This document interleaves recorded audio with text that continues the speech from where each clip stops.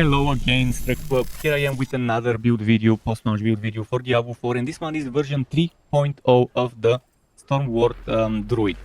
It is very similar to 2.0. We're still using Great Staff of the Crown as the centerpiece, which means we'll be spamming the basic attack of the Werewolf, which is going to be triggering Storm Strike, which is the basic attack of the Storm skills, and we'll be dumping all our excessive spirit into tornadoes, because you can just let them be there and do the damage while you spam basic attacks. Here is the change though, and one of the changes. There's a lot of changes in terms of passive and active skills, but the big thing you would notice is the key passive I'm using is the Whooping Ferocity rather than the one for the storm skills. We're using the Werewolf key passive, and I think it fits better. I think it's a very nice synergy, all thanks to the Tempest Roar and how it works in combination with the Great Staff of the Crown. We're also changing one of the defensive skills for another, just because I think it's a better synergy, and we're actually changing both defensive skills, pardon me. Both defensive skills are being changed, but the rest of it, in terms of active skills, we still have Hurricane, we still have the Cataclysm skills. I hope you like it, Struck. Buckle up and let's begin. And as usual, I want to begin with the skill trees, but the thing is, the skill tree right now, I couldn't get the two unique items, the Great Staff of the Crown and the Tempest Roar, which means I had to use human form version of the build, personally, when showing you footage. There's one slight difference, because here those 5 points and this upgrade here will go into Quo, and one of the two upgrades I personally would suggest the Fierce Quo. And in order to show you the proper skill tree with everything the way I want it to be, I have to show you my website and the build calculator. So here it is on my website, just to show you what the skills are, but I will go into detail during the build calculator. So we are using Quo, we are using Tornado, we are using Earthen Bulwark and Debilitating Roar, but Debilitating Roar we are converting it to Werewolf skill. No companion skills. As rat skills we're using Hurricane, and as ultimate Cataclysm with Whooping Ferocity as the key passive capstone. This is what the tree looks like. By the way, for Spirit Boons, I strongly suggest Side Talons and Avian Rat, and specializing into Ego, then taking Wariness from Deer, and then from Snake. There are two good choices. I personally prefer Calm Before the Storm, but you might also want to do Masochistic. For Wolf, again, two good choices. You could try Calamity, you could also try Boaster, which is all pretty decent. Now, what do we have for skills? Maxed out Quo, and then upgraded for Fierce. Although, if you don't want the poison, if you're not gonna take advantage of damage to poisoned enemies and damage reduction from poisoned enemies, then obviously take Wild Quo. But this gives you that option to take advantage of Paragons and Gear Rolls for damage and damage reduction to poisoned enemies. Now, 1 point Heart of the Wild, just so we can get 3 points of Abundance. The thing is, you probably won't need Abundance once you get Great Staff of the Crown. You might not need Abundance, then you might want to spend the points into Wild Impulses. So you could focus more on this and less on that. But we have Tornado, and I prefer the Raging Tornado. We also have 3 points in Predatory Instinct, then Earthen Bulwark with the Preserving Earthen Bulwark, Debilitating Roar with the Preserving Debilitating Roar. Again, we're using an aspect to convert this into a Werewolf skill to fit into the build nicely. Hurricane with the Savage Hurricane for making enemies do less damage. Then there's Elemental Exposure, and then there's Endless Tempest. 1 point Elemental Exposure, 3 Endless Tempest. Then 1 point Neurotoxin, again very nice if you're taking the poison Quo. If you're not taking the poison Quo, then don't put those 4 points here. 1 point Neurotoxin, 3 in and Venom, which I think is amazing for those 3 points. 3 points into Defiance.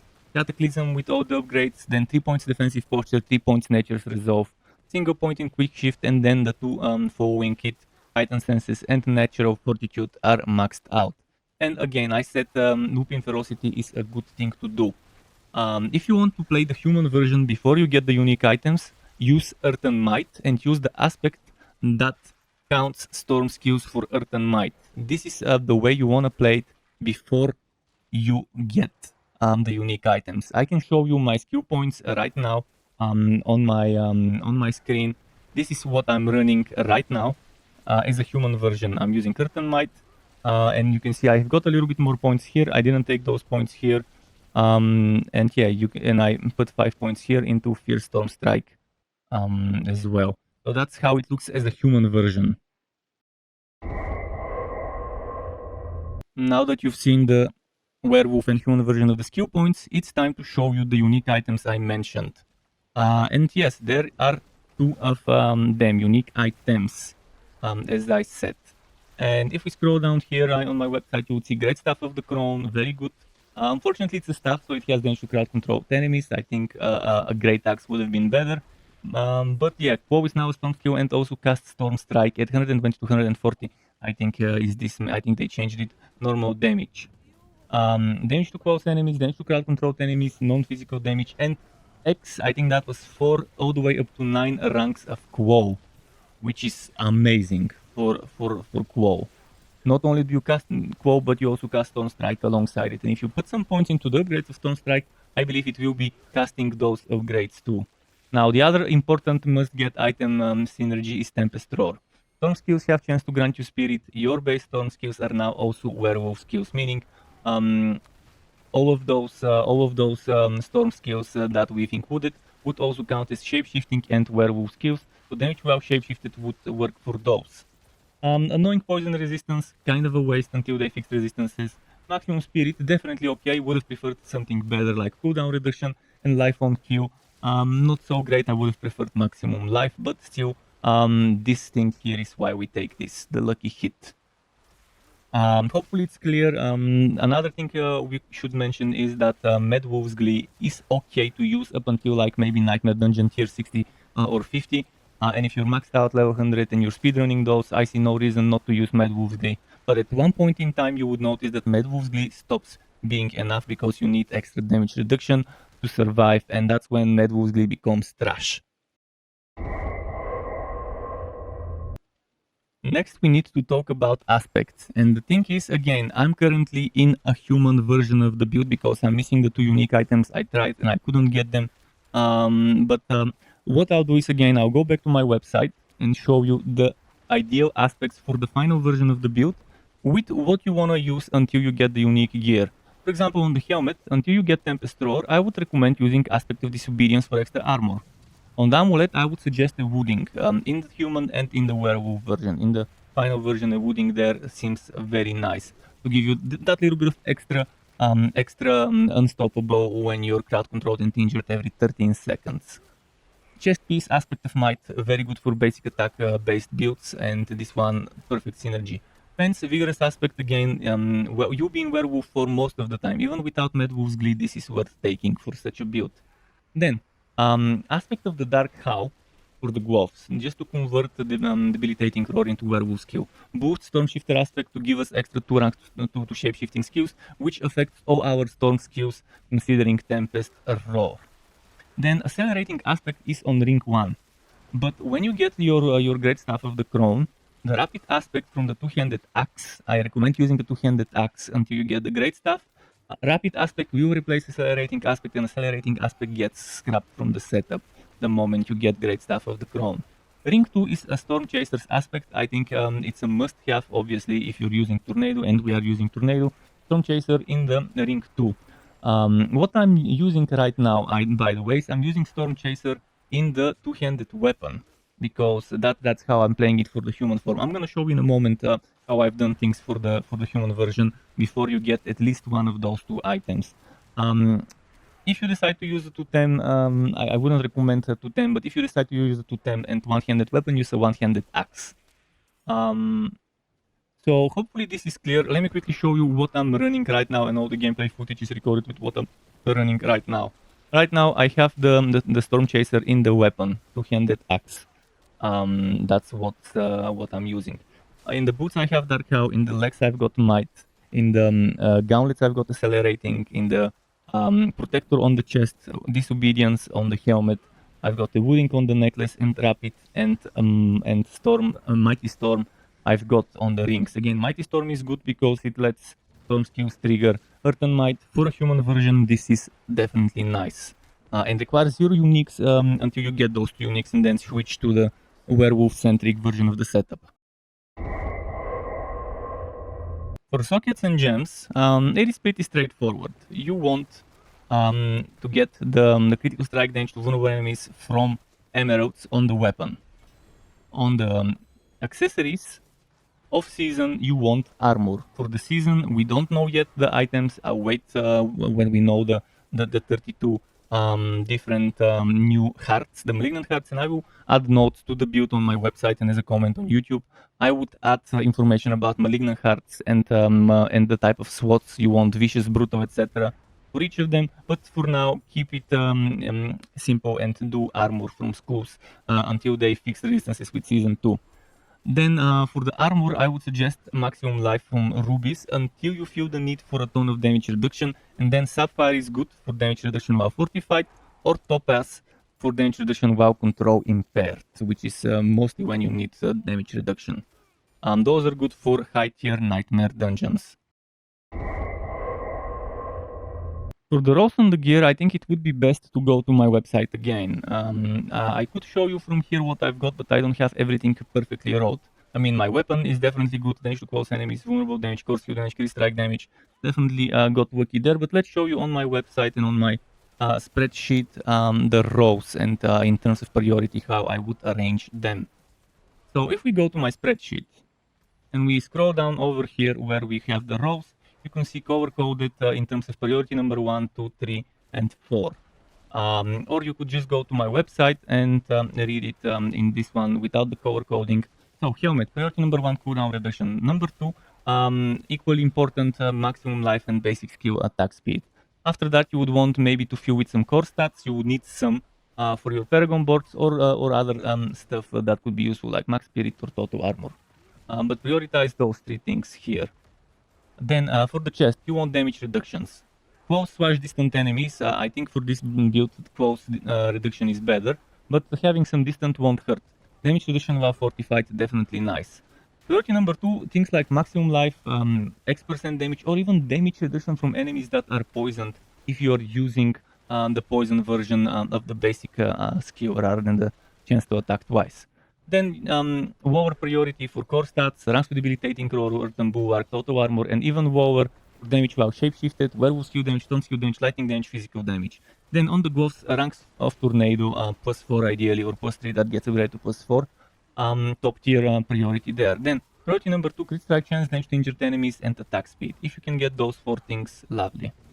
Alternative options, stone skill cooldown reduction, lucky hit chance, lightning critical strike damage with werewolf skills, decent choices. Not so decent, but still okay as a fewer, core stats, crit strike chance against injured enemies. For the pants, damage reduction from close/distant enemies, damage reduction while fortified, amazing choices. Then you have stuff like maximum life and damage reduction while injured. So if you get 2 of those damage reductions, then maximum life and then maybe damage reduction while injured, perfect. Then you have X ranks of Hurricane or core stats as additional fuelers that are okay, but not that great. And then another thing that you could add, much worse, but still an okay fueler, ish, total armor and damage reduction, the regular type. Boots, movement speed, damage reduction while injured, you want those 2 no matter what. Ideally, you would also get energy cost reduction, and then after that, ideally, you would maybe put some core stats for your Paragon board requirements.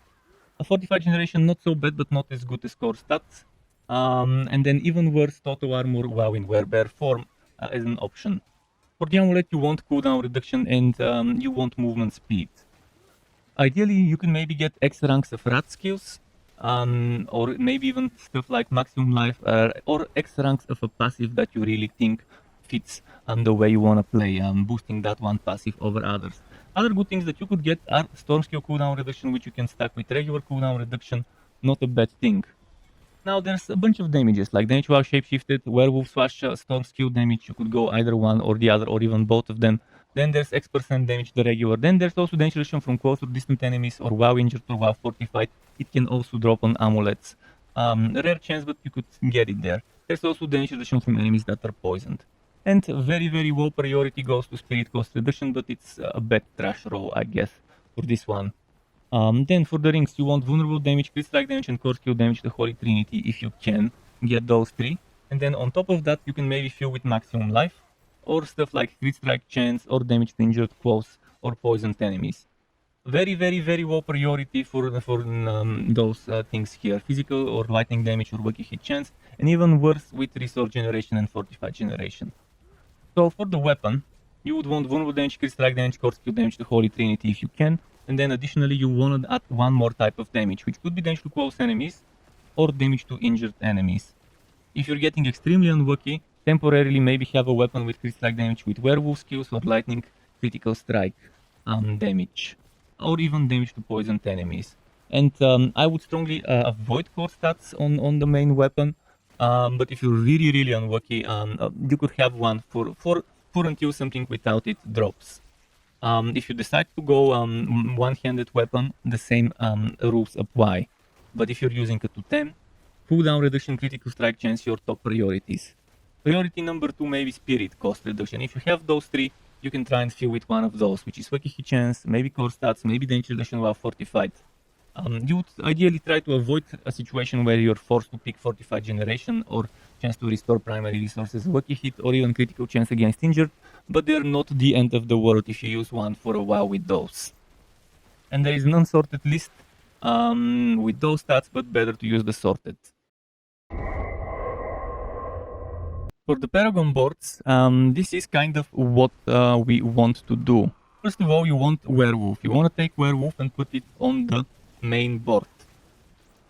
I will show you outside of this because this is not the final finished version, so just want to quickly show you which boards we're using. We're using the starting board, we're using Constricting Tendrils, we're using Inner Beast, we're also using Heightened Malice, and we're using West for Carnage. The build calculator doesn't allow me to put boards on the same level as the starting board, so this one I've put up there. But you still connect it from the bottom, you still connect it from here. And then you see I've also connected that one again from the same side, so this one would be here and this one would be there, but ideally you want to put them that way. So now that it's clear, let's go through the build calculator and show you in detail what I'm talking about. So this is it. The starting board with Werewolf, as you can see, and you can see better skill point allocation than I had. This is what it's all about.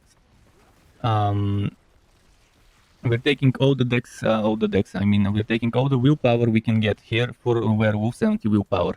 Then with Constricting Tendrils, we only care about this cluster here and about this here for Nature Magic skill. But since Exploit is the thing we want to put here, we want decks. So we grab all the decks we can, we grab this Nature Magic skill damage, and this is the decks here. We need to grab those in order to get the decks. Here we have Nature Magic skill damage and damage to elites, and then we're moving on to the Inner Beast. With Inner Beast we're going this route, grabbing this intelligence, because we need intelligence for Guzzler, which is solid amount of damage increase while healthy. So we need all the intelligence, and I think it's good to just go around that way, because you'll later go this way later on. First of all, this is what it would look like at the beginning. At the beginning, this is what you would get. You won't be going up that way right away. What you'll be doing first is you're taking this stuff here, you're going to take this damage while shape-shifting, you're grabbing all the intelligences here and here on the way, and then you're going this way and connecting those two intelligences. Then you're moving down, taking the attack speed, damage, cluster, and you're exiting the board from here. And this is where I told you this connects to this. You want to connect Heightened Malice with Inner Beast with this gate here and this gate here. And now you're moving on here, you're taking this damage to poisoned enemies and taking the glyph sockets and swatting spirit inside for core skill crit damage. If you want, you could use spirit first. Over here you could use spirit and then add exploit later. And that's what I did. I was using spirit, and then once I got exploit, I just swapped them out. Whether you put one or the other, in any case, this is 49 decks and this is 49 decks, so it won't make difference. Just level up the one you like first, whether it's the exploit or the spirit first. After that, you're grabbing all the decks in this way I've done it, and then on the way out, you're grabbing this damage to poisoned enemies and damage to elites, mind you. And then you're connecting this with the West for Carnage. You're grabbing the Werewolf skill damage and you're grabbing all the intelligence. And after that, it's time to fill. It's time to fill it like a cream puff. So this is how you fill it. So in terms of filling, you could see I've grabbed certain things. The first things you want to grab as a filler is West for Carnage itself. 1, 2, 3, 4, 5 points, boom, critical strikes with werewolf skills restore spirit. And on the way to this, there's 3 more points, and then you have crit strike damage and werewolf skill damage, very very strong asset to grab this. And then since we've already gone all the way to here, we do 1, 2, 3, then we get some life and armor, and then we don't get this life here. You could maybe fuel later and grab it. Then we do 1, 2, 3, 4 points, and then physical damage and crit strike damage over here. Very good synergy for that build. And with this, you should have filled up everything completely. 223 points. Some people say 225. I'm not sure where 2 points come from. I know about 20 points from Renown and 3 points from Altars of Lilith. Not sure from where the other 2 points apparently come from. But this is again what the tree looks like. The whole image almost. It's kind of hard to fit everything, but hopefully you can see it. To get notified when I upload more content like this one or other builds and guides for Wooter and not so Wooter games, you can subscribe to my channel and hit that bell button to not miss out on notifications.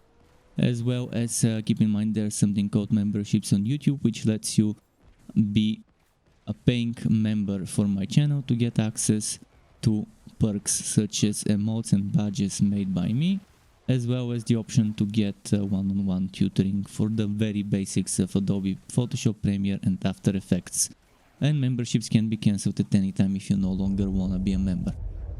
Thanks for watching all the way until the end, Struck Web, keep it cool until next time, and goodbye.